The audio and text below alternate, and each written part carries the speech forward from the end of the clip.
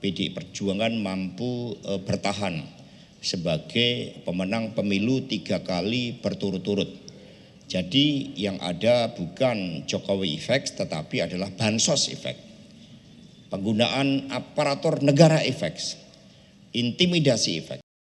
Sekjen PDIP Hasto Kristianto menyebut bahwa kemenangan PDIP dalam 3 pemilu berturut-turut bukanlah semata-mata karena Jokowi efek.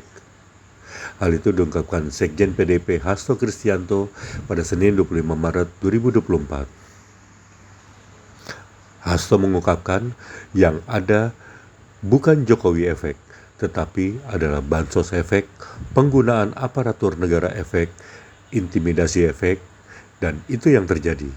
Hasto juga menambahkan buktinya PSI tak lolos pemilu, meskipun dari sumber-sumber terpercaya itu sudah dilakukan berbagai upaya untuk menggolkan PSI.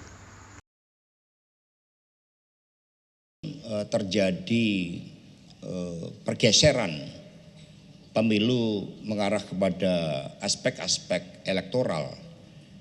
Personifikasi itu menjadi dominan dan praktek-praktek politik yang liberal menghalalkan segala cara serta mengedepankan kekuasaan yang di belakangnya itu ada kekuatan hukum dan ada kekuatan sumber daya negara. Tetapi setidaknya dari proses pelembagaan partai yang dilakukan menunjukkan PDI Perjuangan mampu bertahan sebagai pemenang pemilu 3 kali berturut-turut.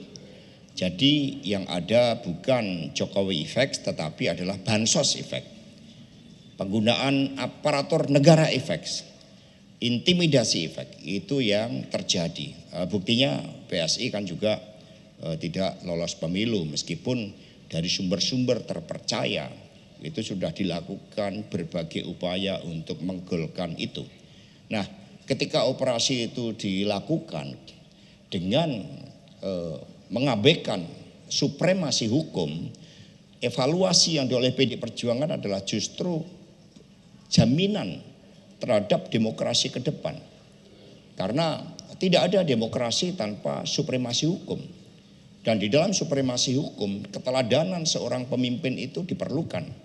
Bagaimana seorang pemimpin nasional itu melakukan berbagai operasi politik karena ada konflik of interest, karena Bapak Jokowi kemudian memberikan preferensi akibat anaknya Mas Gibran maju ketika beliau masih menjabat sebagai presiden. Sehingga ini juga terjadi bias, tetapi ini menjadi suatu ancaman bagi demokrasi ke depan.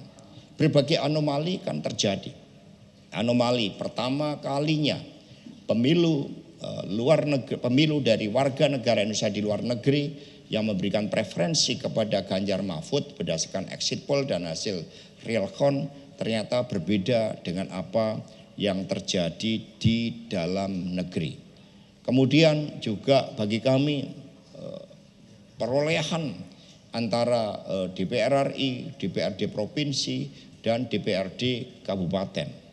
Kemudian spirit individualisme ini semakin menguat sehingga Partai ID di tengah-tengah personifikasi melalui pemilu yang sangat liberal ini cenderung menurun. Padahal kami mengedepankan yang namanya ideologi berdasarkan Pancasila, platform partai, kultur partai, disiplin anggota partai dan sebagainya. Tetapi berbagai anomali demokrasi termasuk bagaimana penggunaan sumber daya anggaran yang negara yang begitu luar biasa, aparatur negara yang dikerahkan secara luar biasa, setidaknya PDI Perjuangan mampu bertahan di dalam menghadapi ujian dan ini akan menjadi modal yang sangat penting ke depan.